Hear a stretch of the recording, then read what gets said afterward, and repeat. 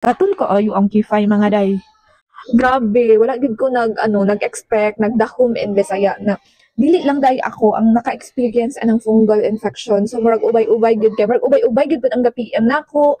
And then ubay-ubay gid pud ang nag-check out atong Canesten vaginal tablet na akong gi-share sa inyo ha.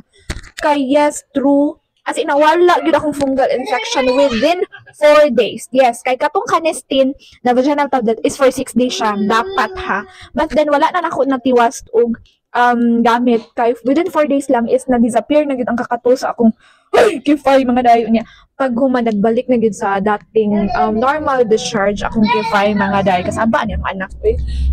And then, yes, so ingon ani iyahang tablet mga day. So mao ni siya ang sudanan itaplag na ako kay nalabay na nako. So ingon ani siya mga day. Unong ni siya kabuok inigpalit ninyo. And medyo pricey gid na siya mga day, no? Expected jud na mga day nga medyo pricey gid siya, but it's legit. Makita niyo sa ako ang pin videos na yes, daghan gyud ang tawag aning nakakuan sa ka-effective sa kaning Canesten vaginal tablet gyud mga day. And take note, ha, reseta ni siya sa ako sa doktor kay nagpa-check lagi kuno kay katul ko ayo ang kifay mga day. So mao to, ibutang na ko ang yellow bag kay basin nangita sad mo. So pwede ra kay mo palit diri sa TikTok shop kay maka-less mo no. So maora to ha. Maora.